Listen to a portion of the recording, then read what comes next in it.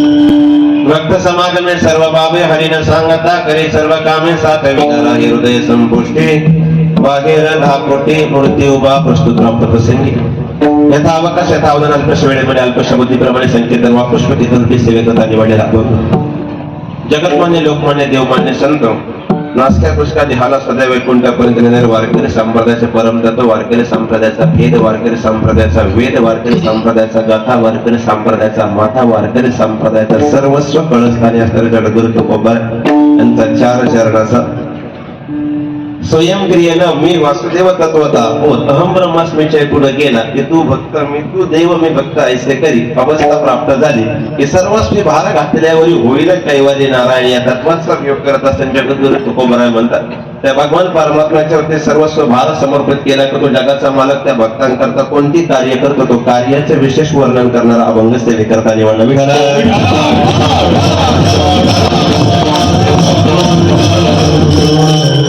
सेवेला सुरुवात करण्यापूर्वी अल्पसा परिचय परिहार वक्त्याच्या दृष्टिकोनातून अखंड खंड या जीवन रामकृष्ण नारायण चालवत प्रमाणे आनंद दृष्टिकोनातून असणारा तन मन धन सर्वांच्या अथक प्रयत्नातून चालत असलेला हा नामजप यज्ञ तुका म्हणे देव भक्ताचा संगम तेथे ओग नाम देवनेचा म्हणून वैकुंठी तो आईचे नाही म्हणून इच्छिता ते देवा फार आनंद वाटला इथं आल्यानंतर एक वैभवशाली परमार्थ जर बघायचा असेल तर मी सांगत असतो मुंबईमध्ये सेवा लागते गावाकडे दोन तत्व आहे रात्री अन्न होते म्हणलं आज मी ते जरा कोड्यात बोलत होते मी जरा मोकळं बोलतो तुमच्या दोघांची ती असणारी काय बऱ्याचशा ठिकाणी तो योगायोग होतो कारण त्यांच्या प्रत्येक शब्दाला डबल अर्थ असतो माझ्या बोलण्याला प्रत्येक वेळी डबल अर्थ असू शकतो आता बारकाने श्रवण करत चला कधी कधी मला वाटतं काही ठिकाणी परमार्थ फार आवेशात असतो बाकीच्या ठिकाणी पण मुंबईची खासियत सांगू का मुंबईचा परमार्थ हा वेष्टात असतो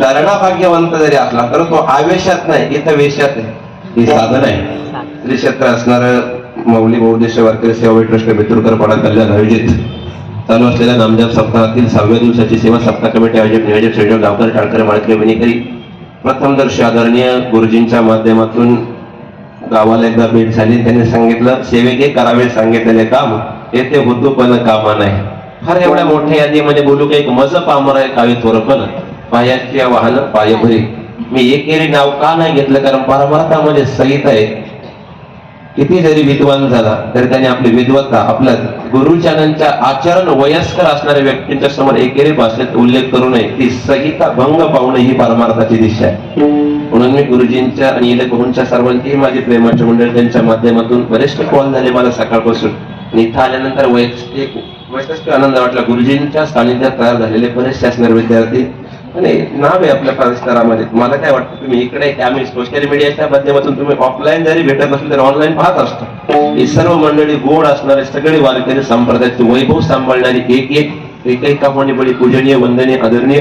वरिष्ठ महाराज मंडळी ज्ञात अज्ञात नावं मला सर्वांची माहित नाही.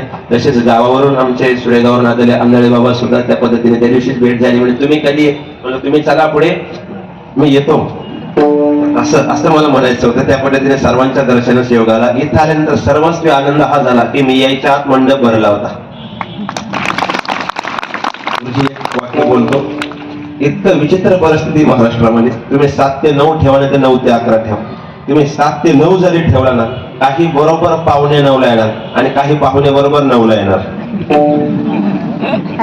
म्हणजे 9ला येणार ना तेच म्हणणार बाबांनी उरकलं पाहिजे. इतकी घाई आहे त्यांना. किती घाई असावी, मला थोडस बाजूला जायचं. किती घाई. आपल्याकडे जुनी पद्धत आहे बघा. पूर्वी आता जसं लेनेपो हरिनाम देनेपो अन्नदान. जेवायला बसले ना जुनी माणसं काय म्हणायचे, पोराओ काय श्लोक नाही व फार शुद्ध मराठी बोलू नका. आपल्याकडे 30 सेकंद सुद्धा शुद्ध मराठी बोलू शकत नाही बसलेल्या पैकी. मी पुढे आलो त्याने देईन. जुनी माणसं म्हणजे शिल्लक म्हणा, खरं आहे की नाही. माझा मराठा असं बोलून कौतुक आहे, कारण आपली शुद्ध मराठी एवढी कच्ची, एवढी इंग्लिश चांगली आहे. कारण आपल्या सगळ्याच भाषा मिश्र आहे. आपण मुंबई मायानगरीमध्ये आहोत. आपली मराठी कधी कधी उघडी पडते आणि हिंदी उघडी पडते. आता जर बाजारपेठेत गेलं ना आपलं मराठी माणूस तर कितने को दिया बटाटे आल्याला आलू म्हणतात. खरंय का खोटं आहे? हेच आपलं वास्तव परिस्थिती. तेच मांडण्याकरता मी आलो आहे का. मला सिद्धता मांडायची होती त्या पद्धतीने. इथं 7 ते 9 जरी ठेवलं, शिल्लक म्हणा म्हटलं ना तर तो 9ला आलेला वर्ग त्याला शिल्लक म्हणून तर शिल्लक ठेवत नाही. इतकी घाई राहते.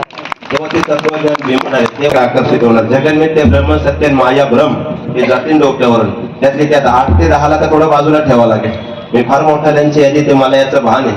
कारण इथं ऐकणारे सगळे सर्वांगाचे कान करून असणारे, वाजवणारे इंद्रासारखे, ऐकणारे अर्जुनासारखे, फक्त सांगणारा कृष्ण नाहीये. एवढंच दुर्दैव आहे. पण फार वेळा आहे असं डोक्यात आणू नका. दुरून आलो मी गा दुःख झाले, फार दुरून आलो. सिस्टम व्यवस्थित. सर्वांना धन्यवाद देतो. आता बारकाने श्रवण करत चला. आजच्या अभंगामध्ये 5 प्रश्न आहे. कोणता हरी कोणत्या भक्तांच्या घरी कोणती कामे का करतो आणि ती भक्त काय देतात. 5 प्रश्नांची उत्तरं मिळाली का अभंग सुटला.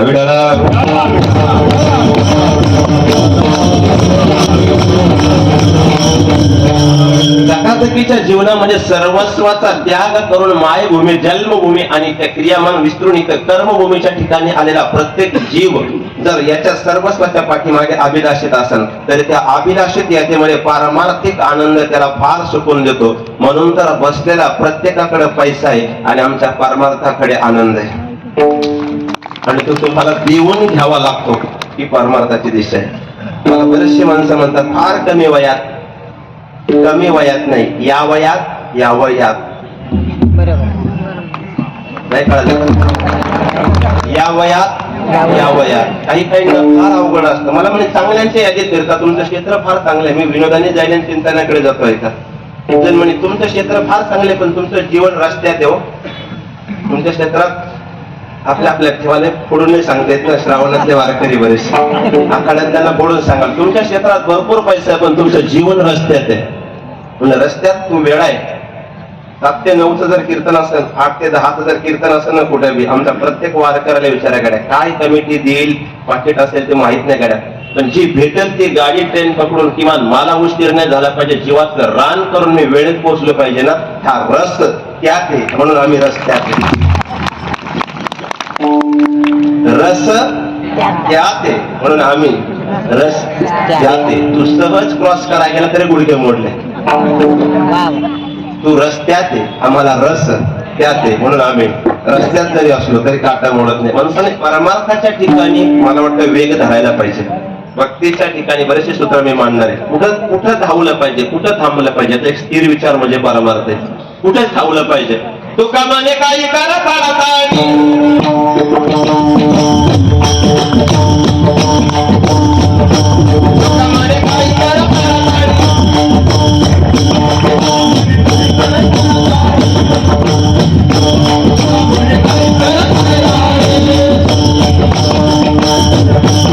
Come on,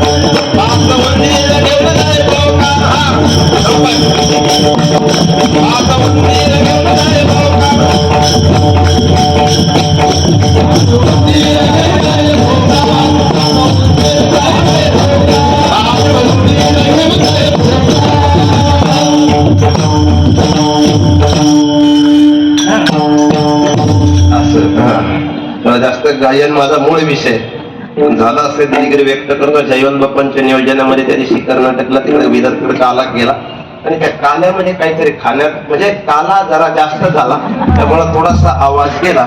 कारण ते आवाज गेला की माणूस कोणत्या क्षेत्रात आवाज जाऊ नये माणूस बसतो. घरात जरी आवाज गेला तरी माणूस कोपऱ्यात बसतो. खरं ना, आवाज जाऊ नये. माझा 7 वर्षात पहिल्यांदा थोडा बसलाय. कारण ही रंग देवता आहे महाराज. हे जे आहे ना हे वैभव आहे. सहज कीर्तन रंगत नाही. वातावरण इतकं सहज होतं का? नाही झालं तर वातावरण दिवस काढावं लागतं कीर्तन करा. गुरुवारी परमश्रद्धेय विठ्ठलाबा घुले एक दृष्टांत सांगायचे. हे वातावरण इतकं सहज होत नाही.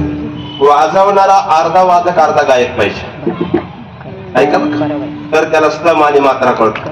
वाजवणारा अर्धा वादक अर्धा गायक पाहिजे. गाणारा अर्धा गायक अर्धा कीर्तनकार कळतो असला पाहिजे. त्याला विषय कळतो. कीर्तनकार अर्धा वादक अर्धा गायक आणि पूर्ण कीर्तनकार असायला पाहिजे. इकडे पांढरी दोणे इकडे पांढरी दोणे आणि बुवा जर काळ्या पांढरी जात असेल आपलं ते काळी दोन पांढरी दोन म्हणजे जात असेल आणि तिकडे काळं पांढरं करावं. कारण गुरुजी सांगायचे कीर्तन ही साधन आहे महाराज. लावणी 70% कीर्तनकार महाराष्ट्रातले असे का पक्वाद्याला प्रश्न पडतो स्वर पडून द्यावा. धड धुमात नाही धड साहित्य नाही ते वातावरण आहे. गुरुजी म्हणायचे कीर्तन एक तर स्वरात करावं. नाही जमलं ना किमान जोरात तरी करावं. आणि दोन्ही नाही जमलं ना त्याने नीट घरात मारावं. समाजाचा वेळ वाया घालू नये. ही साधन आहे ही असणार आहे. मला सिद्धता मांडायची ती मग भक्त होण्याकरता काही अवस्था आहे. एक शब्दाचं विवरण मांडण्याचा माझा प्रयत्न आहे. किंबहुना ज्या विद्वत्ताची असणारी यादी तुम्ही जी नावं असली त्यापर्यंत पोहोचण्याचा माझा एक छोटासा प्रयत्न राहील. त्याचा मग सिद्धता आहे का? भक्त होण्याकरता काही अवस्था आहे. पहिली अवस्था आहे आत्यंतिक दुःखाची निवृत्ती परमानंद सुखाची प्राप्ती.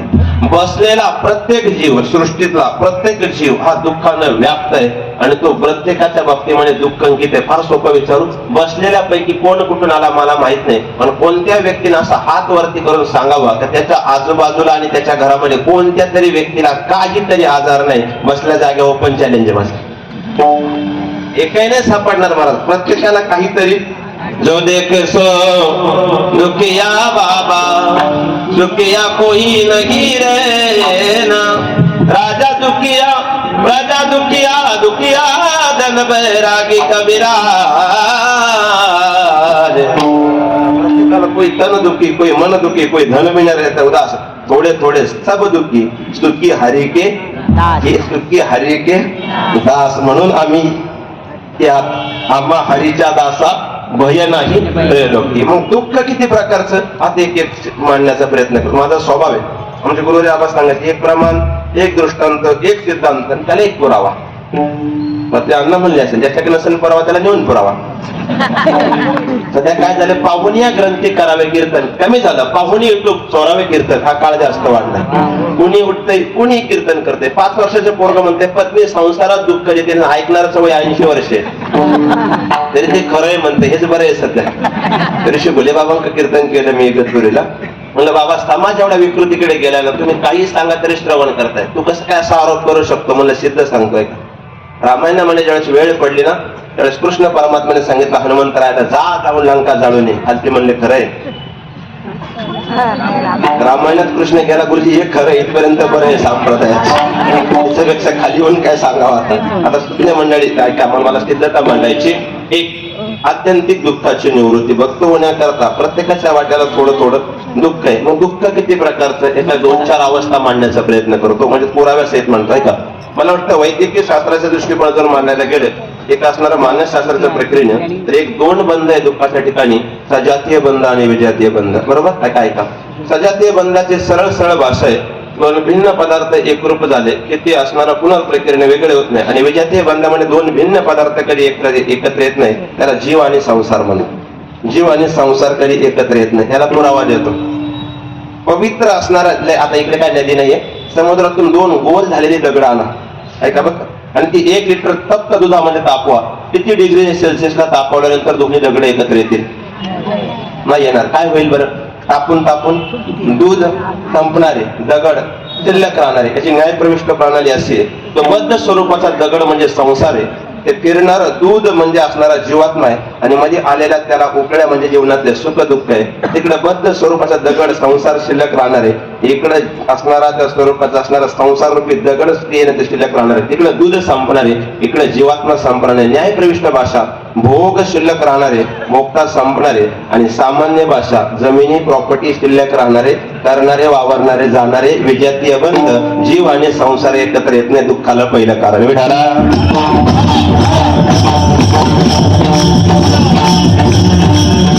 त्याला सोडून घ्या सजातीय बंध.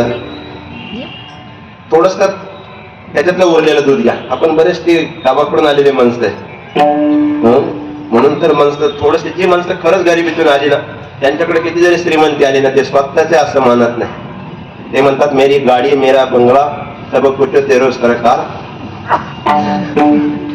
असे प्रमाणे म्हणतात का? नाही ना, हा जाऊ द्या. एक मला विषय मांडायचा नव्हता. कर्म धर्म सहगण सिद्धांत मनाशी मांडायचे. त्याच्यात थोडस दूध घ्या. काय होतं, आपलं महाग झालं का बऱ्याच जणांची बोटं दुखतात. 3, 5, 8, 5 शेतकऱ्याचा 1 रुपया वाढला ना तरी बऱ्याच जणांचे पोटं दुखतात. पण 125, 26 रुपयाचं 22 रुपयाचं पेट्रोल निमूटपणे गाडीत टाकतात. माणसं सहसा तक्रार करत नाही. दुर्दैव आहे.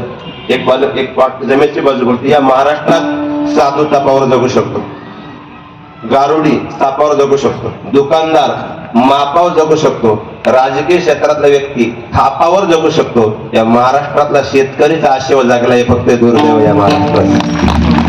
त्यात अजून एक जमेची बाजी मला न्यायशास्त्रापर्यंत आता नाही कळले. आपल्याकडे महाराष्ट्रात शेतकऱ्याला बळीराजा म्हणतात आणि मार्चंडला त्याला थकबाकीदार म्हणतात. नाही कळलं? कळण त्याला धन्यवाद नाही, कळण त्याला मी घरी गेल्यावर कळत. थोडं फोडून सांगायला मी काय आखाडातला भार करेन नाही. त्याच्यातलं थोडस दूध घ्या. आता त्याच्यामध्ये 1 चमचा साखर टाका. किती डिग्री सेल्सिअसला उकळवलं शिल्लक राहील पण गोडी साखरेच्या काही जी वस्तू आहे त्या साधनार्थी आहे. मग दुःख या पद्धतीचं आहे ना. मग दुःखामध्ये आणखी 3 अवस्था आहे का? एक आहे व्यष्टी, समव्यष्टी आणि उद्विग्नता. 3 अवस्था सांगितल्या शास्त्राने. व्यष्टी समव्यष्टी म्हणजे काय? त्याची प्राकृतिक क्रियेनंतर विचार मांडायला गेलं. एका सुभाषितकाराने गोड व्याख्या केली.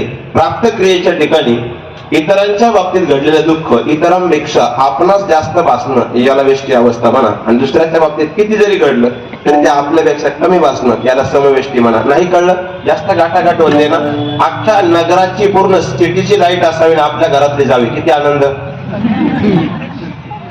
याला व्यष्टी म्हणतात. याच्या उलट अख्ख्यांची जावी मग आपली असावी. आनंद रे अजय आनंद रे फोन करून असणार कॉन्टॅक्ट करतात. याला व्यष्टी समव्यष्टी म्हणतात. आणि तिसरी अवस्था आहे शास्त्राने सांगितली उद्विग्नता. उद्विग्नतेची सरळ व्याख्या अशी सांगितली दुःखाच्या बाबतीमध्ये. जीवाच्या ठिकाणी कोणत्याही क्रियेनं दुःख अथवा सुख झालं की तो जीव एकदाच त्याच्या स्वरूपाची क्रिया करतो, पुनर्प्रक्रियेने तिकडे वळत नाही. याला शास्त्रामध्ये उद्विग्नता म्हणतात. आपल्याकडे म्हणी आहे बघा जुन्या काळामध्ये. आपल्या म्हणी चुकीच्या. पूर्वीच्या काळी ताकाने पोळलं का दूध सुद्धा फुकून प्यायचे. 8 ते 10 ही अवस्था आहे. मी म्हणलं ताकाने पोळलं ते म्हणजे दूध सुद्धा फुकून प्यायचे. किती कीर्तन मन लावून ऐकताय माणसं. फार खाली बोल. माझं कीर्तन कळतंय ना, मी ग्रामीण भाषेतून आलेलो. तो डोक्यावरून जात नाही ना. एक म्हातारी होती लहानपणी मिली, आता ऐका माझ्या. पुढच्यांना कळेल, बाकीच्यांना BSNL एवढी रेंज येणार नाही.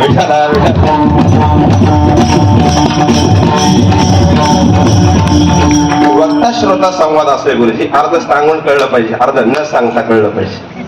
अर्ध सांगून कळलं पाहिजे, अर्ध न सांगताही कळलं नाही पाहिजे. ही असणारी एक प्रक्रिया आहे. म्हणून याच्यातून थोडस तुम्ही एवढी जाणकार मंडळी म्हणून थोडस कधी कधी ना थोडस पाय देऊन नांगर देऊन बघतो, बघू जमलं तर जमलं. कारण मधल्या 8 तास सुटायला नको. परत पुन्हा बुद्धीचा दोष घेतील. तर पोरगा बरा होता पण अभ्यास कमी होता. कधी कधी माणसं इथपर्यंत जातात गड्या.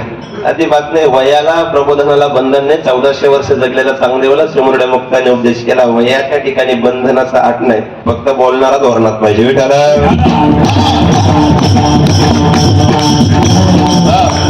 ही उद्विग्नता. मग उद्विग्नतेची काय? एकदाच आनंद होतो ना. कमी वेळेत मला मांडायचं, जेवढं पुरेल तेवढं मांडणार मी. ऐका, मग उद्विग्नतेचा सिद्धांत सांगतो. विजांचा कडकडाट, ढगांचा गडगडाट झाला की एका पक्षाला नाचावं वाटतं. काय नाव त्याचं? मोर. चला आता 1 तास विजांचा कडकडाट चालला, ढगांचा गडगडाट चालला, मोराचा नाचही सुंदर चालला. नाचणाऱ्या मोराकडे बघून म्हणा वाटलं नाच रे मोरा.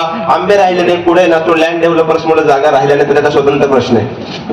आणि 1 तासाने गडगडाटही थांबला, नाचणारा मोरही थांबला. तदनंतर लक्षात आलं मोराची एक सुंदर चित्रफित आपल्या मोबाईल मध्ये कैद असायला पाहिजे होती. फार मराठीला लोड देऊ नका, सेल्फी असायला पाहिजे होती. सेल्फी कळतं, चित्रफित जरा जड जात. खाली येऊन बोलू का? 30 सेकंद सुद्धा बसलेला कोणताच व्यक्ती सुद्धा मराठीच्या चॅलेंजला स्वीकारणार नाही. काय म्हणणं आहे तुमचं? देऊ एक चॅलेंज. चला, तुम्ही सर्वांनी मला काम सांगायचं. त्या असणारे गणपती बाप्पाच्या मूर्ती समोर कप बशी ठेवलेली, तुम्ही मला शुद्ध मराठी सांगायची. महाराज तेवढी कप बशी घेऊन या. बोला, काय म्हणणार तुम्ही? महाराज कप बशी घेऊन या. CUP कप इंग्लिश होतो.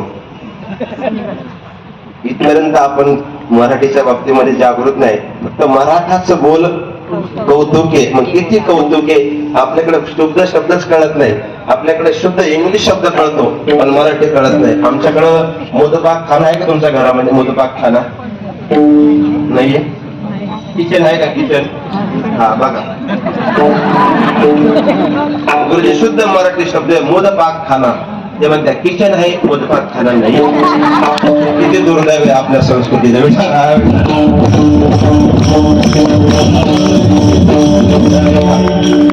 आता गडगडाटे थांबला, नाचणारा मोरही थांबला. नंतर नाचणारा मोरला विनंती केली आहे, मोर मोर वन्स मोर. मोर म्हणा, नो मोर, इट्स वन मोर.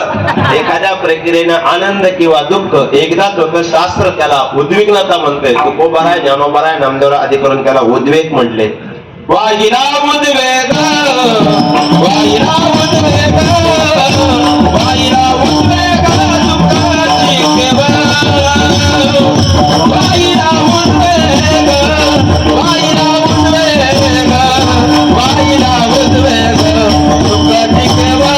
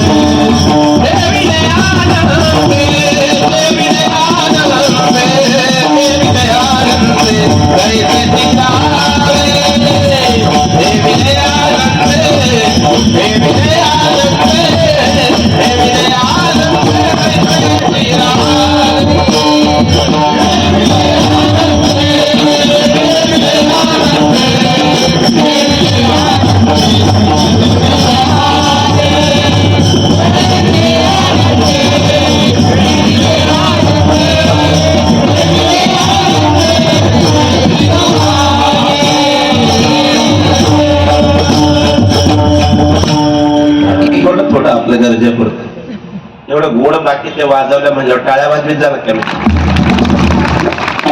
मला एकाने विचारलं तुम्हाला राग कधी येत? म्हणलं मी एखादा राग चांगला म्हणलो समोरच्याला कळला तरी त्याने टाळी नाही वाजवली की मग मला राग येतो. ते म्हणजे मग याच्यापेक्षा जास्त राग कधी येतो? म्हणलं मी एखादा चुकीचा म्हणला तरी माझा वा वा म्हणला का मग मला डबल राग येतो. एक वाक्य बोलतो, परमार्थ हा आनंद जीवनात उपभोगण्याकरता कोणी यावं. परमार्थामध्ये ज्याच्या तारुण्यात रक्त जाळायची हिंमत आहे त्याचाच परमार्थ आहे. आता आपल्याला बाहेर थोडी थंडी वाजते, हे वाजवणाऱ्यांना घाम आलाय, ही रक्ताची साधना. इतकं सहज होतं. आम्हाला पोरं विचारतात आपला पोरगा एका महिन्यात वाजवेन का? वाजवेन शिकवणाराला. एका महिन्यात येतं का ते? जन्म गेलाय मला म्हणून तुम्हाला किती घाम आला ना अजिबात पुसायचं नाही. कोणी विचारलं ना का? लोकांना कळलं पाहिजे पैसा घामाचा आहे. म्हणजे आपल्या ठेवा. इतकं सहज आहे का पूर्ण तारुण्य द्यावं लागते मला, अख्खं तारुण्य द्यावं लागतं कुठेतरी, तेव्हा ते आत्मसात होत. ही उद्विग्नता सांगितली. म्हणजे दुःख कोणी उपभोगलं जरा पटापटा सांगा. त्याचा एक रामायणातला पुरावा देतो म्हणजे थोडस बरं वाटेल. कोणी उपभोगलं जे दुःख सांगितलं ना कोणाला सुटलं नाही. रामायणामध्ये ज्योतिषशास्त्रामध्ये 3 माणसं पारंगत होती. चला सांगा पटापटा. दुरुनी आलं मेघा दुःख झाले दारुण. तर घ्या पहिला घ्या. रामायणातल्या ज्योतिषशास्त्रामध्ये पहिली महिला पारंगत होती कैकेयी. तिला व्यक्ती दाखवला का मरेपर्यंत भविष्य सांगायचे. राजा दशरथ वेडा नव्हता, स्वर्गात युद्धाला नेत होता. दोन, ज्योतिषशास्त्रातली पारंगत महिला, रावणाची मुख्य पत्नी मंडोदरी नाही, मंदो उदरी. आपले शब्द चुकीचे. मंडोदरी कुठून आणला? मंद उदरी.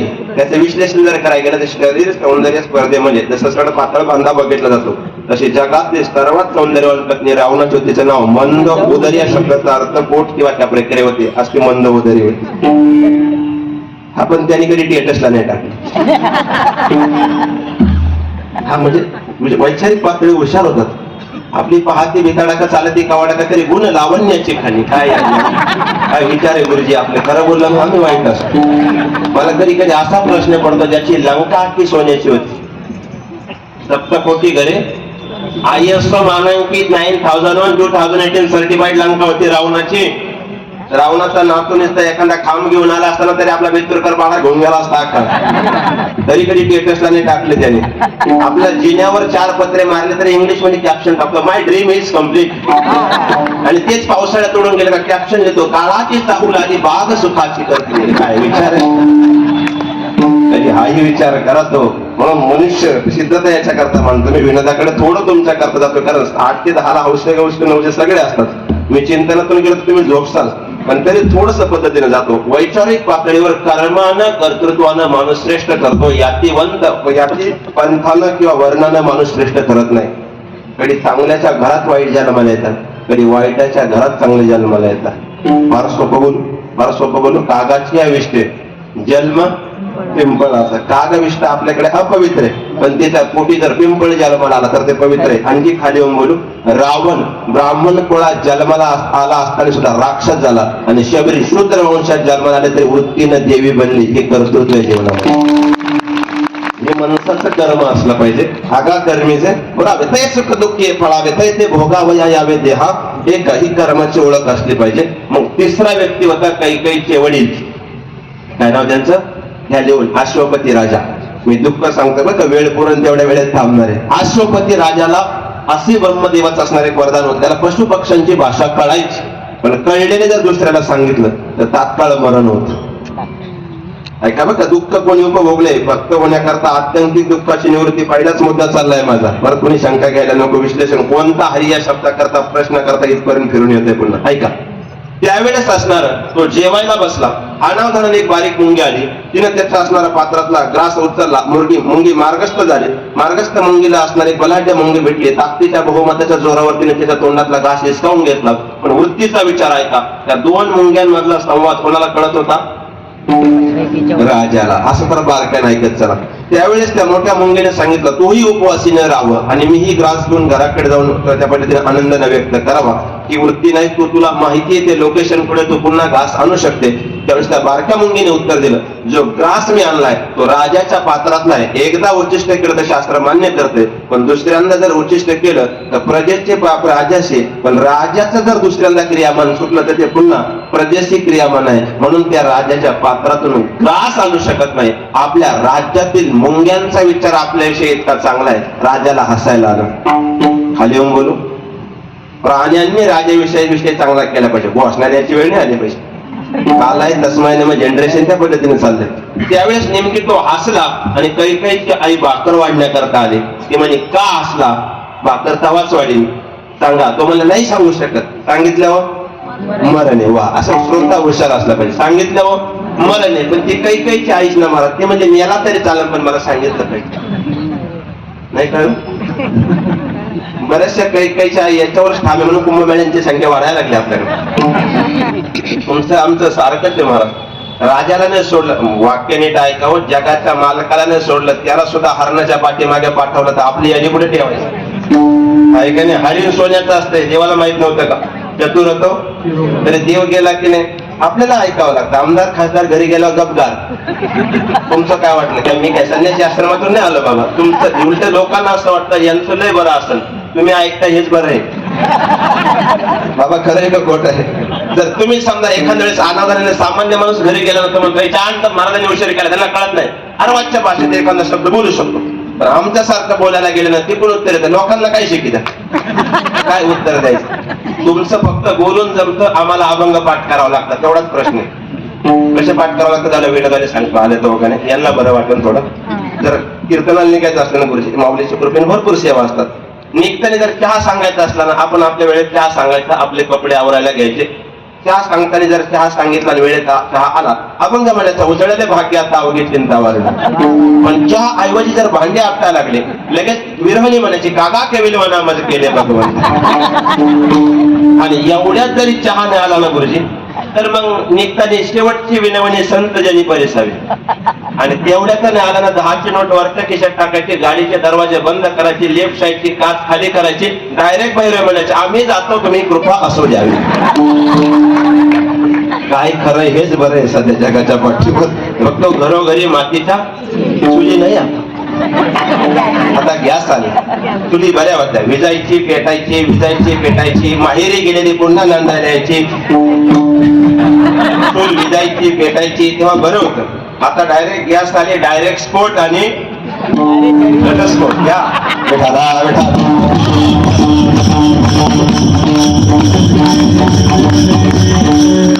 हे कलियुग झालं मला. देवधर्मासाठी पडी न सकाळ विजय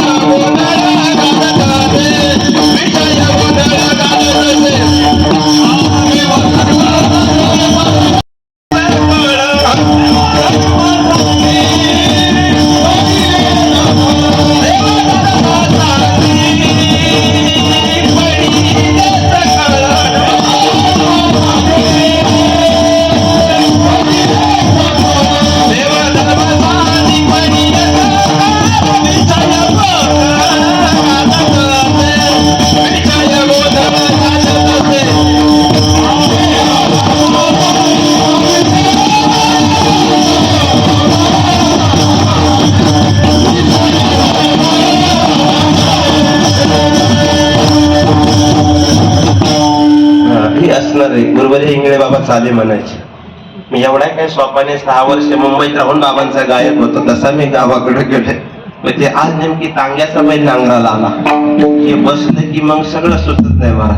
हे आहे तोवर सुचलं पाहिजे. अचानक झाल्यावर त्याला काय करावं, चला काय हरकत नाही पुढे आपण सुधरून घेऊ. सिद्धांत मला मांडायचा होता. त्यावेळेस असणार त्याला सांगितलं वेळ कमी पडेल आणि त्या राजाला वैराग्य झालं.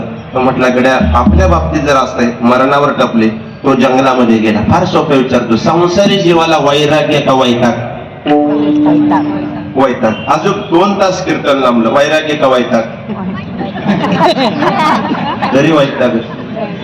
कीर्तन लांबलं मागचे कुरबुर करतात, आयुष्य लांबलं आम्हाला फोन करतात कोणता ग्रंथ वाचलं बाबा जाईल. इथपर्यंत वैतागीच. संसारी जीवाला कधीतरी थोडस वैराग्य व्हायला पाहिजे. जाळोनी संसार बैसलो आपलं नाही. ते राजा दशरथाचा एक केस पांढरा झाला तर वशिष्ठांकडे तक्रार केली होती की मला राज्य प्रभू रामचंद्रांच्या स्वाधीन करून एकांतवासी गंगा स्नाने देवाच्या पूजेने आपले पांढऱ्याचे काळे करून पुन्हा नोकरीतून रिटायरमेंट झाले की संसारात पुन्हा परमनंट होतात.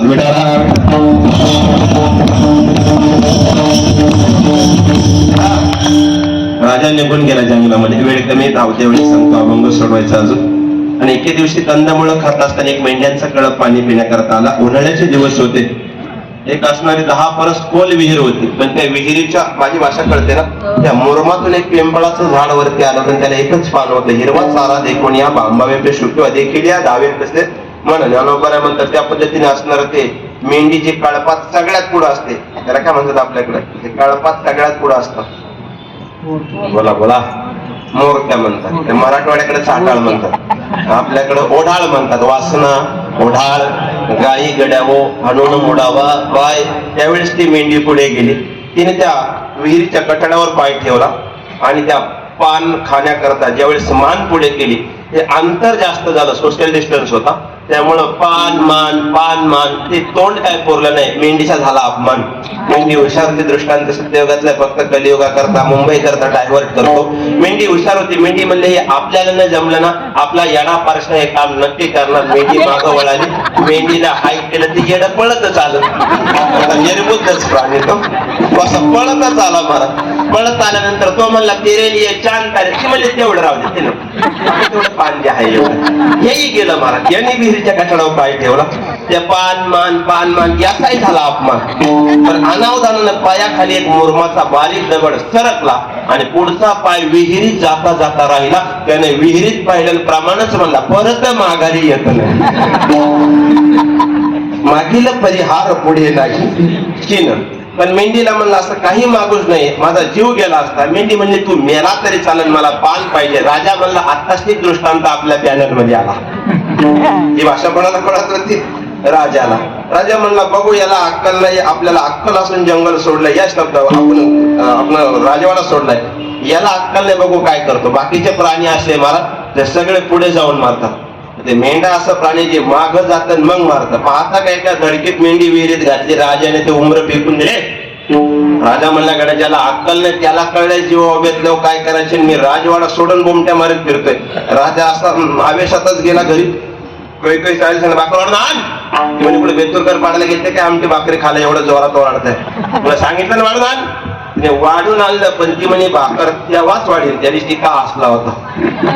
राजा म्हणला जेवू दे म्हणजे नाही सांगा. राजाला राग आला. म्यानातली तलवार काढली, कैकईच्या आईच्या मानेवर ठेवली. तिला सांगितलं सांग जेवू का घेऊ जेवू. जेवा. दृष्टांत संपलाय का? ज्योतिष शास्त्रामध्ये मरणोत्तर प्रक्रिया ज्ञात असणाऱ्या व्यक्तीला सुद्धा संसार प्रक्रियेतून दुःख भोगावं लागलं. तुमची आमची यादी पुढे ठेवायची. विठाला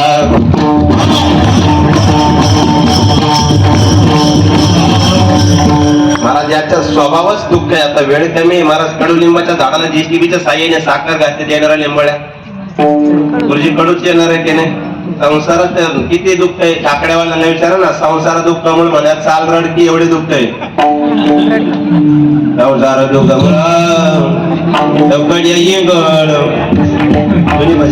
विश्रांती नाही कोठे. रात्र दिवस दिस तडमळ ही सिद्धच आहे. ज्याच्यातून संसारात सर्वच दुःख आहे असं नाही. संसारा आलिया एक सुख आहे आणि आठवावे पाय विठोबाचे. येणे वय सकळ संसार सुखाचा न लगे दुःखाचा क्लेश काही. आपण संसारातून सुख शोधण्याचा प्रयत्न करत असताना एवढ्या आसक्तीच्या अधीन गुंतले आहोत ना, इतक्या कल्पनेत गुंतले आहोत ना, की ती कल्पना आपल्याला दुःखाला कारणीभूत पडते. मी दुःख शब्दावर 3 तास बोलू शकतो. सद्गुरू नारायणगिरीजी महाराज परंपरेत 6 तास कीर्तन करणारा कीर्तनकार मी. मला 1 तास शेळे शेंडे खाते एवढे पुरत नाही. त्यामुळे मी ते कावळे घेत नाही. सकाळचे कावळे करतात का मुंबईकडे? दशक्रिया म्हणतात. दशक्रियेत कावळ्याला महत्व का कीर्तनकाराला? कावळ्याला. महाराज कावळा आला, महाराज थांबवा. नाही आला, महाराज थांबवा. काय विषय? मला वाटतं आपल्यापेक्षा जर कावळा महत्वाचा तर आपण कावळा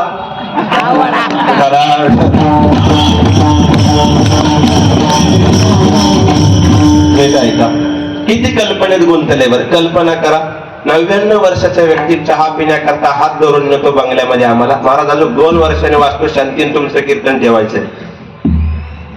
मला नाही कळलं वय किती आहे? 99 आणि कलियुगाची मर्यादा किती आहे? 100. आणि कीर्तन कधी ठेवायचंय? 2 वर्षाने. 100% ठेवणार, पण ते तुझ्या वर्ष श्राद्धाचं असणार. एवढा कॉन्फिडन्स. किती कॉन्फिडन्स म्हणजे जागावर. मी रात्री बोलून गेलो असणार पारनेर तालुक्यात डॉक्टर मिसाळबाबांच्या नियोजनामध्ये सेवावती बोलून गेले. किती कॉन्फिडन्स असावा. एक ओव्हर कॉन्फिडन्सचा दृष्टांत सांगतो, आपला वेळ कमी पडेल. रस्त्यानं जाताना एक गाडी चालली, त्यातून एक तांदळाचा कट्टा पडला आणि तो फुटला. आता सगळी गाडी जाते, कलियुगे काही वेळ एकच पडला पण. आणि अनावधानाने तिथे काही पक्षी आले. बाकीच्यांना कळलं नाही, कळलं त्याला धन्यवाद. ते पक्षी आले आणि पक्ष्यांनी गरजेपुरता खाला. ते पक्ष्यावरून मला आठवलं, पक्षी कधी संध्याकाळी खात नाही. आपलं ते पक्षी पाठवू नका, मला घरी जायचे संगमनेर तालुक्याला.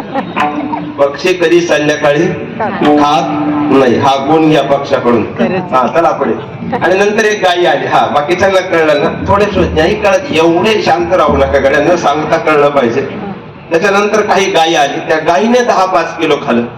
तिचं पोट किती किलो, ते 100 किलो. नंतर एक आदाशी मनुष्य आला आपल्यासारखं, त्यांनी ह्याही रोडला पाहिलं, ह्याही रोडला पाहिलं. म्हणला एवढा कट्टा जर नेला तर महिनाभर काम येईल. तू महिनाभर नील खाईल, मला याच्याशी काय घेणं देणं नाही, पण एवढा कॉन्फिडन्स येतो कसा का मी कट्टा महिनाभर खाईल. खाली येऊन बोलू, वारख्यानं जर आट्टा आवडला ना, कट्टा महिनाभर खाईन का मला माहित नाही, पण महिन्याला नक्की काम येईल. हा विचार आहे, किती कॉन्फिडन्स आहे. ग्रास गिळो सत्ता हाता नाही, जन भंगुर नाही, वारे सावध तोडा माया अशा काही न चले मग गळा पडेल फासा, पुढे हुशार थोरा हे वळसागा, राम राम मासी पाक पाकडे तोवरी येस्तरे. बस इतकं सूक्ष्म आहे आपलं.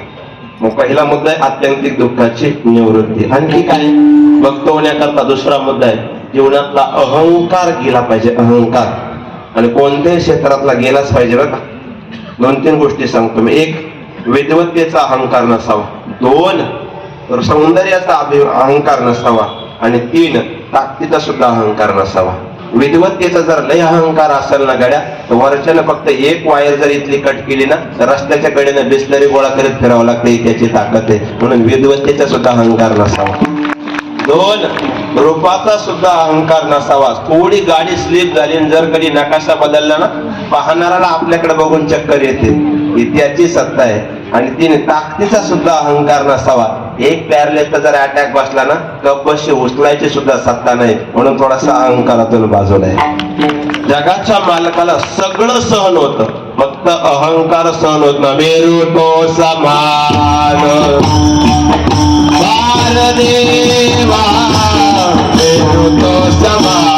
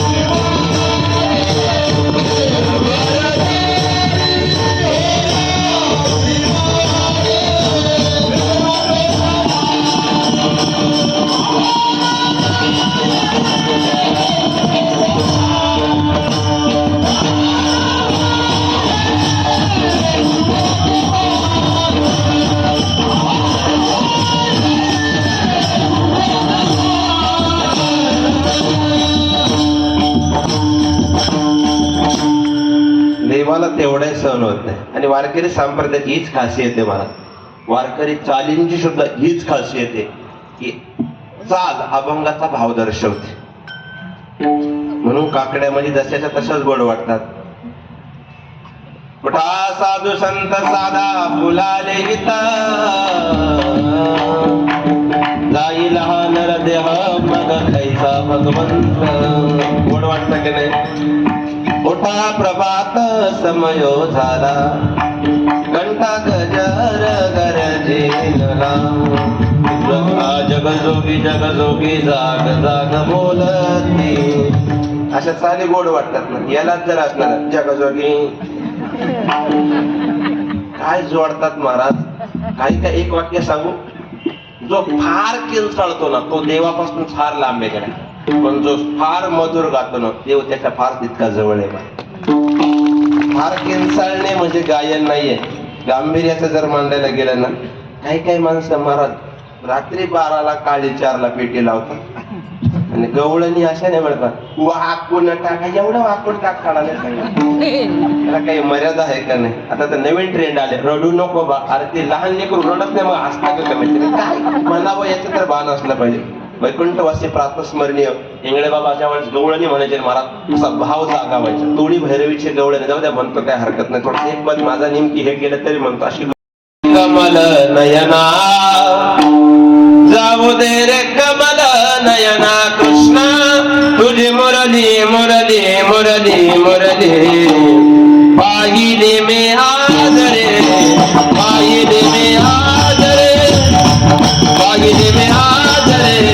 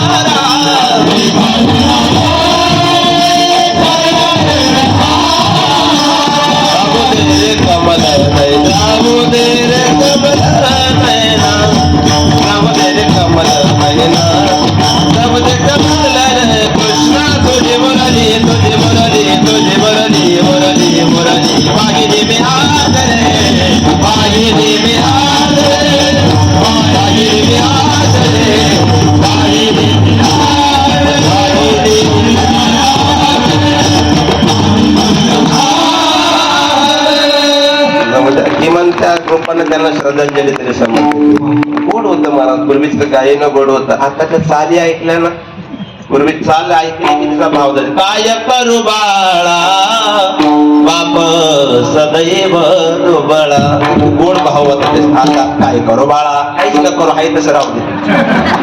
काय भाग आहे, काय क्रिया म्हणे. अहंकार सांगत होतो, भल्या भल्यांचा टिकला नाही गड्या, म्हणून अहंकार सुद्धा देवाला सण होत नाही. नवल अहंकाराची गोटी विशेषण लागे अज्ञाना पाठी, सज्ञानाच्या झोंबे कंठी नाना संकटे नाचवी, म्हणून पाहे गुंतलो नेनता, माझी असतो तो मा चिंता, आणि तो का ठेवी माथा पाही आता राखावे, जाणते गुरु भजीची नेनता, झालो की तू सर्वस्व भार वाहतो. विषयाला अन्वय देतो म्हणजे काही शंका नाही. अहंकार एवढा जरी झाला ना, एवढा तरी देवाला सण होतो. म्हणून कोणत्या क्षेत्रात करत जाऊ नका. एक वेळ आमचे गुरुजी सांगायचे, काशीला गेलेले पंडित जाते. काशीलाच गेलो कसं काय होते, आळंदीत का होत नाही मला तेच कळत नाही. काशीला गेलो पंडित झालं, ते असं निघलं तिकडून काशीवरून, आणि त्याने पण ठेवला. पण पूर्वीच्या काळी खंदील असायचे आपल्याकडे, माहिती खंदील माहिती ना? हा वा माहिती असतील तर हा म्हणणे दोघाच हा नका म्हणून. खंदील होते गुरुजी त्या काळामध्ये, पूर्वीच्या काळामध्ये. कारण पूर्वीचा काळ साधा होता, माणसं साधी होती, रस्ते साधी होती. आता रस्ते डांबरी झाले, माणसं डांबरट झाले, हॉर्न घेऊन उतरत नाही खाली. काळ बदलला ना, जनरेशन बिटवीन द गॅप. मग तो खंदील असायचा पूर्वीच्या काळी. तो असणारा येऊन आला गावात आणि दिवसा खंदील लावून फिरायचा. एकाने विचारलं, ते का फिरतो? म्हणला पण असाय, मी अभ्यास केलाय.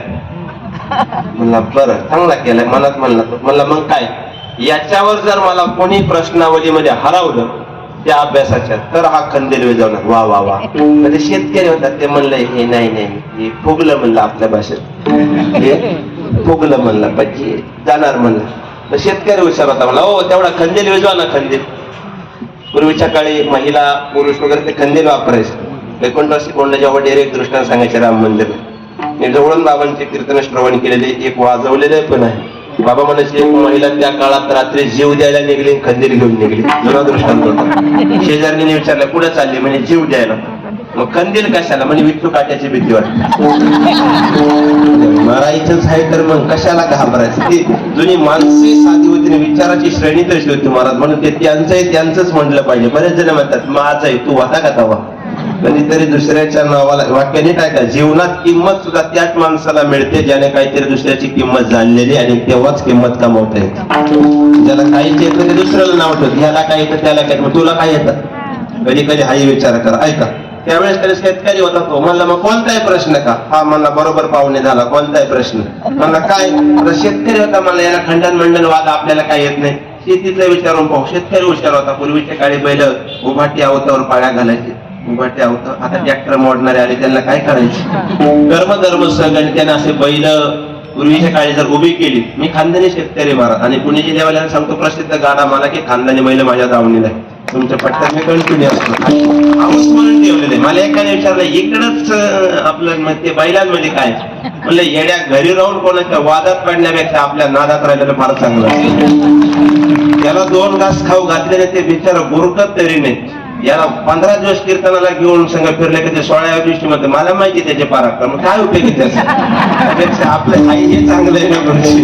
कारण शहाणा व्यक्ती कधी वेळेस 10 मूर्ख सांभाळतो, पण एक शहाणा कधी संकेत ठेवत नाही. कारण शहाणा कधी अति शहाणा होईल ते सांगता येत नाही. शास्त्राचा नियम. मग त्याने आपल्याकडे बैल उभे करताना कासरा बांधायची. कशाला? जर ज्यांनी खरंच शेती केली असेल त्याने सांगा. दांडीला दांडीला म्हणलं बैल पुढं बेदुरकर पाण्याच्या पुढे सापडते. शेतकरी हुशार होता. मला याला प्रश्न, शेतकऱ्याने ते कासरा सोडला आणि रुमणं उपासला. रुमण्याला दोन्ही साईडला कुशी असतात, वर मोठी बसली बी आणि खाली बी, वर धोरणात असतात. ते असं उलट धरलं आणि त्याच्याकडे गेला. मला सांग याला काय म्हणतात? मला मूर्ख आहे का? शास्त्रीय प्रश्न विचार, पावणे 10 झाले. म्हणला उगाच काही काय विचारतो, प्रश्नच आहे. म्हणला याला काय म्हणतात? तो म्हणला लाकूड. म्हणला पहिल्याच प्रश्नात तुला सूट दिली, टाकला असतो पहिल्याच प्रश्नात सुटे. म्हणलं मग प्रश्न विचार. मग प्रश्नच आहे. मला हे जर मी तुला हाणलं तर कुठं लागल? आईस्क्रीमच झालं मला. तो म्हणला डोक्यात सांगावं तर पाठी टाकी. बाकी सांगवतं लवणीत टाकेल. याला कोणतं लोकेशन सांगितलं का हा जागा बदलणारे. कंदील विजवला, घरी गेला, अहंकाराने नाडीला, तुका म्हणे वाया गेला, आणि अहंकार गेला, तुका म्हणे देवाची झाला. तू देवाला विसरवत नाही. विठाला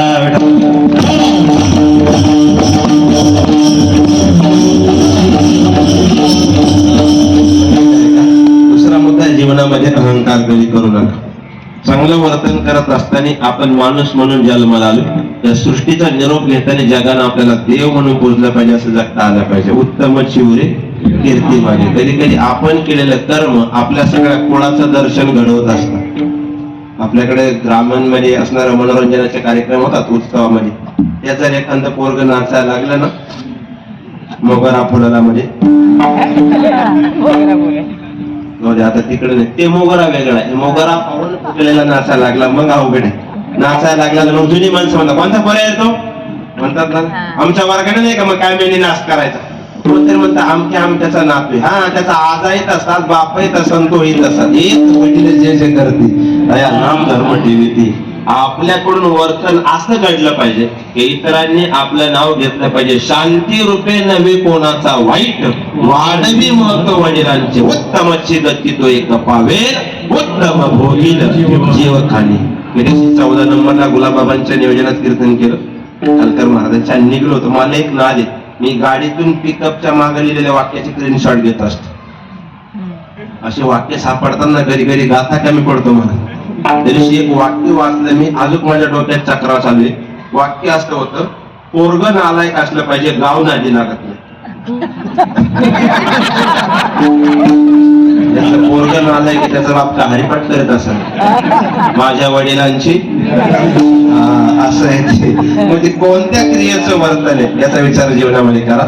तिसरा मुद्दा आहे जीवनामध्ये किमान किमान किमान गरजेपुरतं तरी दान करता आलं पाहिजे. कारण 4 युगानंतर दानशूराच्या यादीमध्ये कर्णाचं नाव सगळ्यात वरती. तुका म्हणे फार थोडा तरी थोडस दान जीवनामध्ये करता आलं पाहिजे. कोणी केलं यालाही पुरावा देतो. चला थोडं थोडं देतो.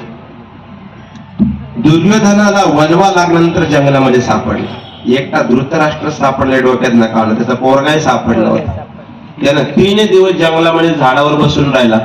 पण असणार किती जरी संकट आले की माणसं 100% कोणाला आठवतात? देवाला आठवतात. त्याने देवाला विनंती केली. देव म्हटलं की अरे वैरी का असला पण मला बोलावलंय ना. आपण वैरी जरी असला त्याला सल्ला चांगला देत चला काय. काही माणसं आपल्या संगतीत राहून सल्ला चांगला देत नाही. मला मागच्या महिन्यात फसवले एकाने, तर विनोद नाही करत. मला जमीन घ्यायची होती. आता ते थोडस आलं मनाला, कष्टाचा पैसा होता, कीर्तनाच्या पैशावर. शेती बिती चांगली माझी. आणि मग गावातले एक जण म्हणे तू आपल्या त्या अण्णांचा सल्ला घे. तिला अण्णाचा सल्ला घ्यायला मला, अण्णा आपल्याला ती जमीन घे. मला ती पाणथळ जमीन आहे, पुढे बोगस पैसे घालतो, नको घेऊ तू. आता वयस्कर व्यक्ती म्हणलं चालेल ना अण्णा तुमचा सल्ला चांगला आहे. येत्या दुसरा व्यक्ती भेटला, पुढे गेला होता, आपल्याला खोटं बोलता येत नाही वारकरी म्हणून, अण्णांकडे गेला होता. जमिनीचा विषय नाही म्हणलं, एवढा बोबाटा करू नये, जमिनीचे विषय अवघड झाले. खरंय की नाही म्हणलं. मग अण्णा काय म्हणले? म्हणलं अण्णा म्हणले नको घेऊ, ती पाणथळ जमीन आहे, तिथे काय येणार नाही. म्हणजे अण्णाचं ऐकून कोणाचं बरं झालंय? मला तर कामच फुटला. का बरं? अरे ते सल्ला चांगला देणारच नाही. म्हणजे का त्यानं 80 एकर एकले तुला 1 एकर घेऊ देईन का? क्रिया कार्यार्थी कार्यान्वये अनुभव कधी कधी कामाचा नसतो. कधी कधी सांगितलेला सल्लाही चांगलाच असेल. बरेचशी माणसं आम्हाला भेटली म्हणतात महाराज हे मी आहे आणि हे माझे शुभ चिंतक आहे. शुभ चिंतक नाही तो जर शुभ होतोय म्हणून तो चिंतेत आहे. तरी त्यामुळे तपासत चला, दान करता आलं पाहिजे. चला जगाचा मालक प्रसन्न झाला, वेळ कमी पडेल मला सांगायचे 2-3 मुद्दे फक्त. त्यावेळेस असणार दुर्योधनाने सांगितलं देवा 3 दिवस झाडावर अडकून बसलोय, त्या पोटा काळाने पांगीला याचं म्हणणं काहीतरी. किती जरी झाला ना महाराज तरी त्याला, जरी झाला संन्यासी तरी मध्यानाशी तोंडवासी, याची भूक फार अवघड इकड्या. एक वाक्य सांगून जातं, म्हणून दारात आलेले याचकाला कधी रिकाम्या हाताने पाठवत जाऊ नका. मी शिर्डी संस्थांना कीर्तन करताना एक वाक्य त्या दिवशी बोलून गेलो, गुरुजी दारात आलेले याचकाला याच्याकरता रिकाम्या हाताने कधी पाठवायचं नाही. कारण जगाच्या मालकानं आपल्याला देणाराच्या यादीत ठेवले आणि त्याला मागणाराच्या यादीत ठेवले. त्या दिवशी आपण मागणाराच्या यादीत जाऊ ना, त्या दिवशी कळलं का तिचा बरं पोटासाठी पाके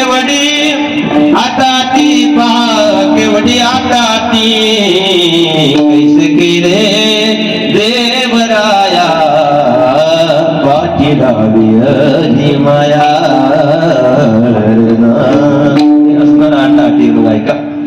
त्यावेळी देवाने सांगितलं तुला मी तू जर म्हणला असताना समृद्धीच्या काळाला दे तेही दिलं असतं, किंवा 2-4 एकर दे तेही दिलं असतं, पण तू जे मागितलं ना ते मी देऊ शकत नाही, कारण माझा स्वभाव आहे गेसी तेव्हा देसी. म्हणलं मग काय, तू बे आयुष्यात कोणाला एक टोकन भाकर सुद्धा दिली नाही, पण ऐक तू एक पुण्य फार गोड केले. म्हणलं काय केलंय, तुझ्याकडे जो भीक मागायला येईल ना, दान मागायला, तू असणारा अर्जुन असतं, नकुल असतं, द्रौपदीचे असे घर बोटाने दाखवत होता, हे फार पुण्य. म्हणला बोटाचा काय विषय, मला जग बोटावरचे सध्या आपलं ते आता स्वभाव झाला, तर काय करावं, तिकडे पडीले वळण इंद्रिया सगळं कारभार बोटावरच्या नरमाने पुढे जाऊन, आणि बोटावर नाही जमलं तर मग बस तिथंच पुढे जाऊ नका. म्हणून माणसं बोटावर, एक वाक्य सांगतो आला ओगानी म्हणून, माणूस माणसाच्या बोटावर असावा का ओटावर असावा? ओटावर की बोटावर? ओटावर. कारण ओठावरचा आहे ना तो फार चांगला असतो, पण बोटावरचा कधी नोटावर जाऊ शकतो. विठाला मला कधी कधी काही सुचतं. अजून विचारतो, माणूस डोक्यात असावा का मनात असावा? मनात असावा. इथला अवघड माणसं म्हणतात इथं वाचा, पण आपल्या इथं बसलाय जिंदगी जवळ जाणार नाही. पक्के ऐका, गाडीतून उतरलेला गाडीत बसू शकतो, पण मनातून उतरलेला माणूस पुन्हा मनात बसत नाही, म्हणून ते घर कधी जापा गाड्या. मला सिद्धता मांडायची होती, त्यावेळी देवाने सांगितलं मला बोटाचा काय विषय. अरे म्हणलं ज्या बोटाने तू घर दाखवले ना, त्या बोटाचं पुण्य एवढं फलित झालंय ना की त्या बोटामध्ये अन्नपूर्ण देवता येऊन बसलेली. फक्त जिभेवर जरी तू ठेवलं ना तरी तुझी तृप्ती होणार आहे. त्याने सहज जिभेवर ठेवलं, तृप्तीचा ढेकर दिला. दृष्टांत आहे का, दान करणाऱ्याची निष्ठी घर बोटाने दाखवलं तरी एवढं पुण्य आहे. मग स्वतःच्या हातून जर घडत असेल तर आपण किती पुण्यवान आहोत. भक्ती करण्याकरता किमान थोडं तरी दान इतुले द्या मदतीना, म्हणजे तुकया बंधू राम राम म्हणायला दान जीवनामध्ये घडलं पाहिजे. बरेचसे प्रकार तिकडे सांगता येते. चला हे एक प्रकार कळा, भक्त होण्याकरता ही सर्व प्रकार आम्ही करू, पण समागमे सर्व बावे हरी, कोणता हरी याच्याकरता दृष्टांत सांगतो. राजस्थानमध्ये खाटूश्याम नावाचं देवस्थान आहे. बरोबरी खाटूश्याम भीमाचे असणारे घटोत्कचचे असणाऱ्या सर्व प्रक्रिया आपल्याला माहिती आहे. त्यावेळी तिथं असणार त्याने आयुष्यभर देवाची सेवा केली. अंतकाल समयात त्याने ज्यावेळी देहावसान ठेवलं ना त्यावेळेस गुरुजी त्याची अंत्येष्टी जात असताना सर्वांनी त्याला त्यागलं. अंतकाळीचा सूर्याला म्हणतात माणसं जगाचा मालक असावा, सगळ्यांनी त्यागलं. विश्वाचा मालक निर्गुण तुझं सगुण म्हणून की निर्गुण रे, सगुण निर्गुणाचा थावा मिठे पाव धरिये. देवानं निर्गुण पावस्था सोडली आणि सगुण साकार रूपाला आला आणि मूर्ती 8 वर्ष ठेवून त्याची शिकई धरून त्याची अंत्येष्टी केली. असा सगुण साकार हरी. पहिल्या प्रश्नाचं उत्तर आहे कोणता हरी? सगुण साकार हरी. आता कोणत्या भक्तांच्या घरी जी सर्वस्व अर्पण करतात अशा भक्तांच्या घरी आपण सर्वस्व देतो का? बोला बरं. आता जर काल्याला नारळ फोडला आणि तो खराब निघला का, मराठीमध्ये शुद्ध शब्द आपल्याकडे काय पावन. पावन झालेला आपण घरी नेतो कुटुंबाला नाही, इथून फेकला तर समृद्धीला सापडतो. याच्या उलट जर नारळ फोडला चांगला निघाला तर जीएसटी लागल्यासारखे 5 तुकडे देवाला ठोकतात. जीएसटी म्हणजे करोटी नकात जाणे. 5 तुकडे देवाला ठेवतात आणि 4था नारळ 4था काढला तर डायबिटीज वाढतो. म्हणून डोक्यात ठेवा, सर्वस्व देत नाही, सर्वस्व देता येत नाही, सर्वस्व मिळवता येत नाही आणि सर्वस्व गमावल्यावर पुनर्प्रक्रियेने प्राप्तही करता येत नाही. गीतेच्या श्लोकाप्रमाणे जर विश्लेषण मांडलं गेलं तर सगळे सामान्य माणसे असं गृहीत धरून एक दृष्टांत सांगतो. मी जी टॉकीजच्या माध्यमातून बऱ्याच वेळेस बोलून गेलो. मी काय जी टॉकीज फेम नाही, मी वारकरी मला नवीन ट्रेंड आला फेम. मला बरेचसे लोक म्हणतात काय पदवी टाकायची, वैकुंठ वाशी सोडून काही टाका, आता काय टाकायचं, लाहो करा घाट घाला आणि सांडा वाहोगीच उपाधी आली की मनुष्य दुःखाला कारणीभूत होतो. हे शास्त्राचे प्रमाणे मला तिकडे जायचं नाही. ऐका, सर्वस्व गमावणं काय असतं याच्याकरता एक 7-8 वर्ष पाठीमागे घेऊन जर दृष्टांत शब्द की गुरुजी माझं सिद्धता पटवून देण्याकरता वक्त्याला अतिशयोक्ती अलंकारामध्ये क्षम्य आहे की ते क्रियामान पटवून देण्याकरता त्याला ती संस्थेच्या नियमाप्रमाणे सिद्धता सांगतो. सगळी जाणकार मंडळी. 7-8 वर्षापूर्वीचा प्रसंग. कोल्हापूर वासी जर कुणी असेल काय का, पंचगंगेला महापूर आला होता. त्यावेळेस असणारं जनावर सर्वस्व पणाला लावून जे वाहून गेले, यावर्षी जशी पंजाबची अवस्था झाली ना तशी त्या पंचगंगेमध्ये असणाऱ्या शेतकऱ्यांची अवस्था झाली होती. सर्वस्व गमावणं काय असतं त्याच्याकरता उदाहरण सांगतो. ऐका, दिवसभर काबाड कष्ट केलेला शेतकरी थकून घरी आला, आपले दोन्ही बैल जोवाला बांधले आणि जेवण केलं आणि झोपे गेलं. गुरुवारी चैतन्य महाराज पाठाला सांगायचे, खरा शेतकरी तो आधी झोपतो आणि मग पडतो. आता बरेचसे शेतकरी ऑनलाईन असतात, शेतकरी बरेचसे ऑनलाईन असतात. आता चालू कीर्तन सुद्धा ऑनलाईन सापडते. त्या सोशल मीडियाने एवढा बाजार उठवला, ते सोशल तेवढाच वापरला पाहिजे कीर्तनकारांना सुद्धा. मला त्या दिवशी धक्काच बसला. इंदिरकर बाबांना तुमच्याकडे सेवावरती फोन केले, म्हणलं बाबा तुमचीच क्लिप आली, तुमच्यावर हार टाकलाय. बाबा म्हणे फक्त ती आठवायचीच राहिली, आता बाकी पहिल्या दिवशी तुमचे आले, दुसऱ्या दिवशी माझा फोन झाला, माझ्यापासून जवळ आहे, आणि ते पेटवायचेच राहिले. जाऊ दे, मी जिवंत आहे, तू नको टेन्शन घेऊ, तू तिथं जाणार आणि तिथंच होतो मी. मग मला कळलं की बाबा इच्छा होते. मला सिद्धता काय मांडायची ते बारकाने श्रवण झाला. संध्याकाळी झोपी गेला आणि पहाटे सगळीकडे असणारे विद्युत पुरवठा खंडित झाला आणि एकच हाकार झाला, जीव वाचवा, जीव वाचवा, जीव वाचवा. त्याने रक्ताची दोन्ही लेकरं उचलली, पत्नीला उठवलं. घरामध्ये गुडघ्यापर्यंत पाणी झालं होतं. दिसेल त्या वाट दिसेल त्या दिशेने निघला. गड्या दिवस उगेपर्यंत एका विशिष्ट डोंगराच्या कठडीला गेला. त्या ठिकाणी सुटकेचा श्वास सोडला. सगळी माणसं एका बाजूला आली होती. कर्म सहगाने प्रसंग असा उडवला की त्या पद्धतीनं विठाला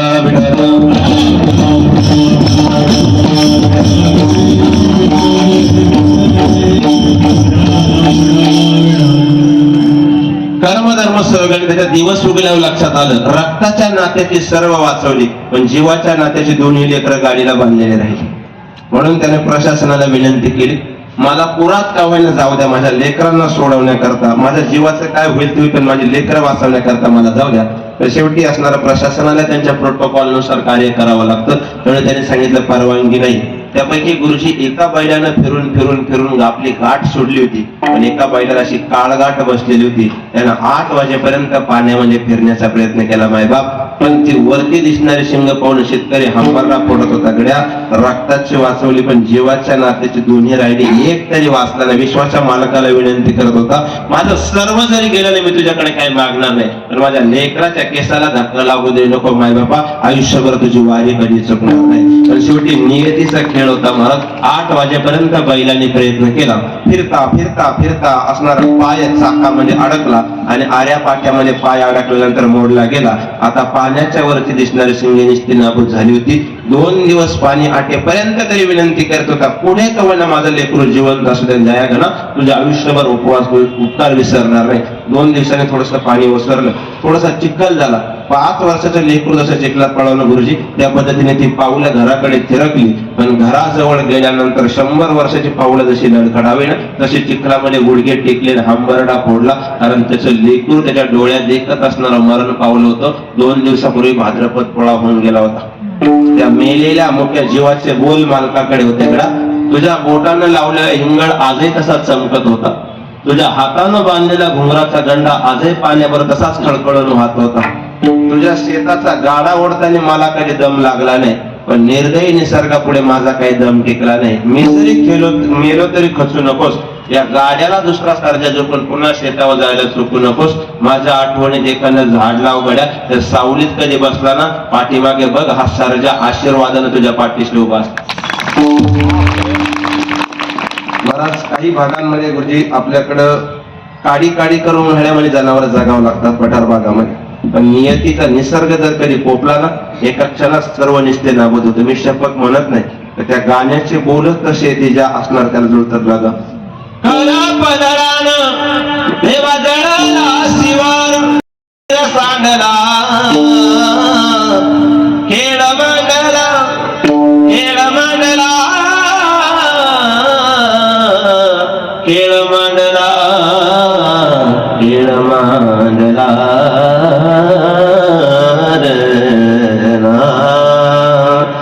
खंडूश्यामासारख्या सगुण साकार हरी रूपानं त्या शेतकऱ्यासारखं सर्वस्व अर्पण करणाऱ्या भक्तांच्या घरी तो जगाचा मालक कामे न सांगता करतो अभंगाच्या पहिल्या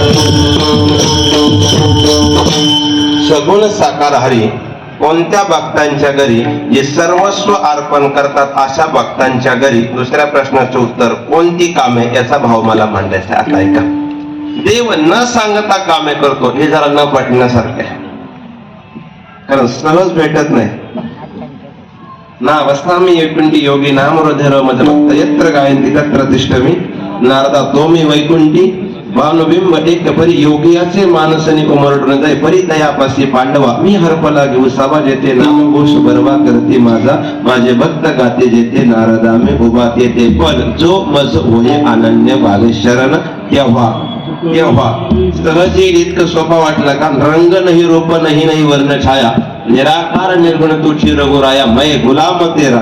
कसा काय संतांच्या घरी राबत असेल याचा भाव नीट आहे का. त्यांनी जीवनातलं सर्वस्व परमार्थाला समर्पित केलं होतं आणि आपण जीवनातलं काही सुद्धा समर्पित करत नाही. आपल्या धोत्राला गाठी बँकेत कुठे दानपेटीत रुपया टाकीतून देवाका लाख मागत होतो, एवढा येणा वाटला.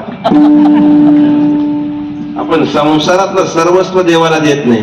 त्यांनी सर्व दिलं होतं. संसाराच्या नावे संसाराच्या नावे संसाराच्या नावे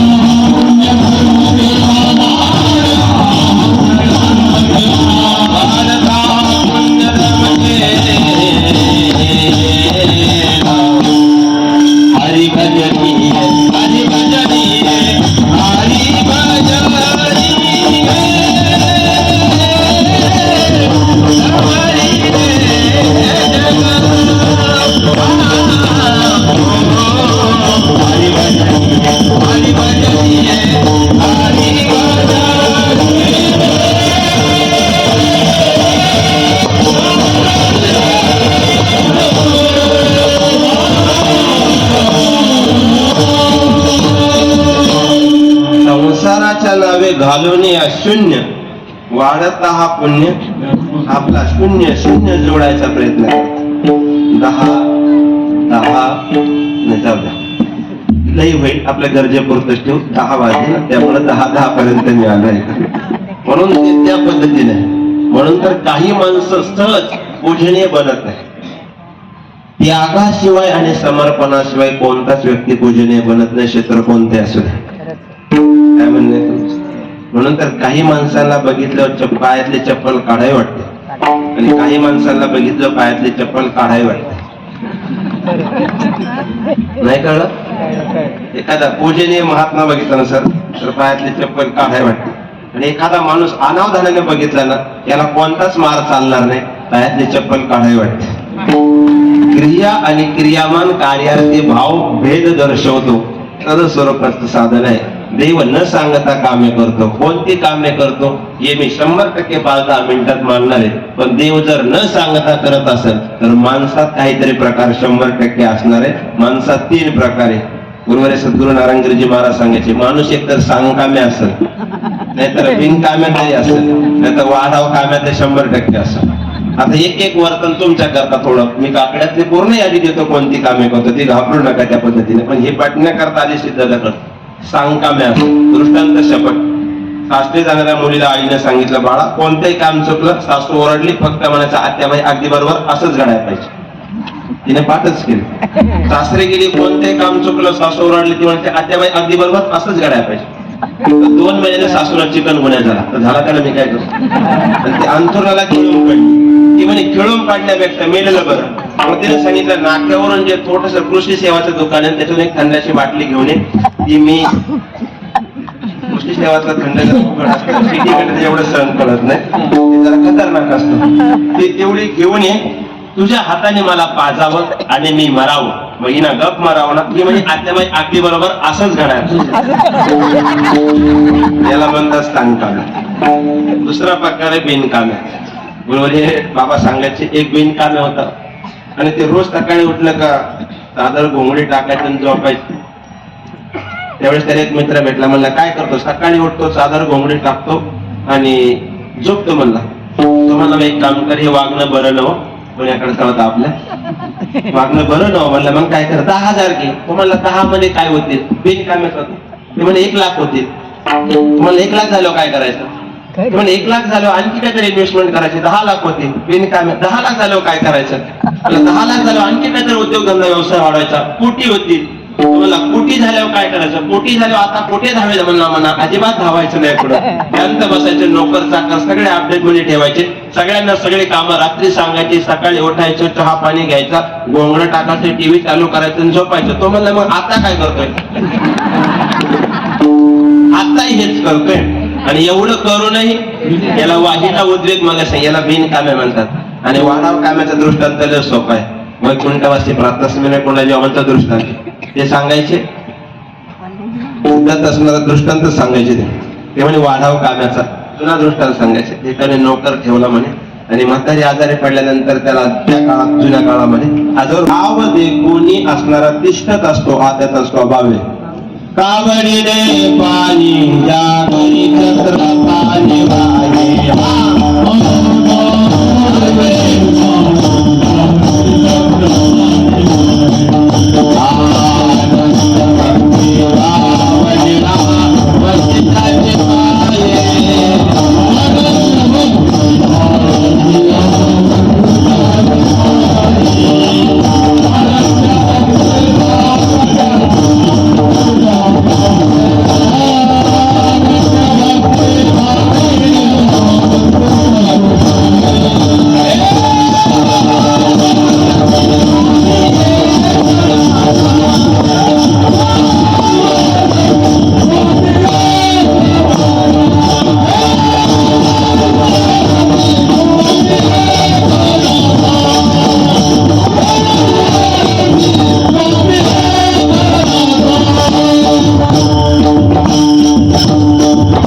किती वर्ष, 36 वर्ष न सांगता घरी. याच्यापेक्षा खाली येऊन बोलू, कावडीचं सोडावं, चंदनाचं सोडा, मला वाटतं मडके बनवण्याचं सुद्धा सोडा, पण खालच्या दर्जाची कामं सुद्धा जगाच्या मालकाने बाळंतपणासारखी करावी, त्याचा भाव संभ्रमित.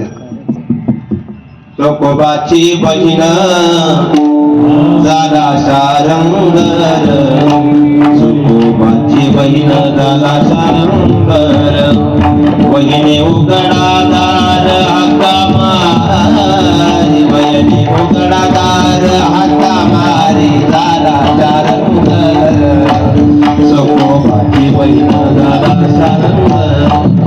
एवढ्या खालच्या दर्जाची कामं, कोणती कामे, घरी गेल्यावर अभंगवाचा उच्च नीच काही नेणे भगवंत निष्ठ भावभक्ती दिलगुणिया दासी पुत्र कान्या विदुराच्या बक्षी. घरी सजन असाया चोखा मेळा सांगे, मला वाटतं माळ्या सावत्या असतात. ही सर्व कामे न सांगता घरी सर्व कामे. तिसऱ्या प्रश्नाचं उत्तर असं काय देतात, तो जगाचा मालक त्या पद्धतीनं दुसऱ्या शरणाचा फक्त भाव सांगतो आणि पुढे जातो. सातविला राही हृदय संपुष्टी आणि बाहेर धाकुटी मूर्ती उभा. कोणा करता, मला वाटतं वारकरी संप्रदायाने 2 महिला संतांना विशेष त्रास झाला, जनाबाई आणि मीराबाई. जनाबाईच्या बाबतीमध्ये महाराज भक्ती करून सुद्धा इतका त्रास. काय होतं, विश्वासा मला जनाबाईला दडू लागायचं. काय भजन कोण असतं जनाबाई, आपल्या जनाबाई सारखं असतं का? आपली जनाबाई खाती सासरचं गाती माहेरचं, बरोबर आहे का नाही? आपली खाती सासरच आणि गाती माहेरच. आपल्या जनाबाई आता मी त्र्यंबकच्या वारीमध्ये बघितलं, बऱ्याचदा जनाबाईंकडेच माईक होता. त्यांच्या गवळणी ऐकले का दिंडी सोडून निघून जावं वाटत. मी 30 वर्षाचा झालो, मला ती म्हातारी होती आमच्या दिंडीमध्ये. मी पहिल्या वर्षीपासून तीच गवळण, बाई ग तुझा कृष्ण का ना बाळता ना. या वर्षी बोलूनच टाकलं, म्हणजे म्हातारी मी 30 वर्षाचा झालो ना तर केवढाच राहिला. भजन ते ओंगाळवाणी जनाबाई गोड भजन म्हणतात. ते धोका दिला मला, नाही तुम्ही 4च्या डबलला म्हणणारा माणूस शिकला. मला गायन माझा मूळ किडा आहे मराठी भाषेत. मला म्हणते स्वरात सांगा, त्यांना माहिती ते कधी नेमकी चांगल्या उतारालाच ब्रेक केलं होतं. एवढा मोठा मंचन जिथं खरं गायचं तिथं धोका दिला. त्याला काय हरकत नाही, आवाजाचा म्हणलं मी त्याला पुढे घेऊन जायचे, मला सिद्धता मांडायची होती. जनाबाई जीव शिवगानी कुंटेगा प्रपंचाची नेटेगा रावणी पाची गोटे तू एरे बा विठ्ठला तू एरे बा विठ्ठला विठ्ठला सुंदर माझे जाते गा फिरते बहुते गाणार. इतकं गोड भजन म्हणत होतं महाराज. पण एक दिवस देवानेच परीक्षा घेतली, देव चांगल्याचीच परीक्षा घेतो. म्हणून तरी कलियुगामध्ये त्रास चांगल्या माणसाला आहे. नास्तिकाच्या कोण कधी वाटायला जाईल. आणि नास्तिकाचं काही माणसं रोज भेटतात, महाराज किती चांगलं वागलं का त्रासच हो. महाराज त्याला फॉर्म्युला आहे आपल्याकडे. जर तुम्ही म्हणणार ना किती चांगला वागून त्रास होत असेल तर माझा फॉर्म्युला घेऊन जा. सोपा फॉर्म्युला, चांगल्याला त्रास होतो याच्याकरता. एक लाकूड घ्या, 2 सेंट्रिंगचे खिळे घ्या लांब, आणि हातोडी उसणी घ्या, पैसे घालू नका. फॉर्म्युला फेल केलं मला पण तसे. आणि ते दोन्ही खिळे त्या लाकडात ठोकण्याचा प्रयत्न करा. आता एक खिळा सरळ चाललाय आणि एक वाकडा झाला, तुम्ही कोणता ठोकणार? सरळ. मग सरळ व्यक्तीला समाजात ठोकतात. नावाने आवडले बोललेले अवघड. एवढ्या वयात इकडे मग कुठपर्यंत ठोकतात? त्या खेळाला कोणावर ठोकणार तुम्ही? जोपर्यंत तो लाकडात जातो. त्याचा स्थान पक्का झाल्यानंतर त्याला भीती आहे का? अजिबात नाही. त्याला थोडेसे आघात सहन करावं लागेल. म्हणून नंतर आपला मोर्चा पुढे वळतो वाकड्याला. वाकड्याला काय फॉर्म्युला आहे आपल्याकडं? सरळ नाही करत, त्याला मागच्या हातोडीचा वापर करून काढून टाकतात. नाही कळलं? सरळ माणसाच्या बाबतीत किती दुःख आले तरी ते पैशाचे बैसून सेवावे देव दयाला शिक्षा देईल म्हणून योगीचा बैसावे ही नीती आहे. सांगतोय का देवानं जनाबाई चक्रात दळता दळता सर्व वस्त्र अलंकार विसरून गेला, गोदडी घेऊनच गेला. म्हणा पिठेवर उभा राहिलं, बडव्यांनी ओळखले, गोदडी आधार काढले की गेला दोनाना कोणी. आणि जनाबाईला साखळा दंडात बांधण्यात आलं. विचारलं शेवटची इच्छा काय? जगाच्या मालकाचं तोंड बघायचं. चोर तो चोरवरून शिरजोर. आपलं न्यायशास्त्र आडवं येतं महाराज, नाहीतर आपल्या न्यायशास्त्राच्या प्रोसिजरने शिक्षा द्यावा लागते. नाही तर अजून तसा कधी शूटआउट ओढायला केला असता. एवढ्या दिवस काय सांभाळायची गरज होती आपल्याला. आपलं शास्त्र आडवं येतं ना, त्या पद्धतीने जावं लागतं.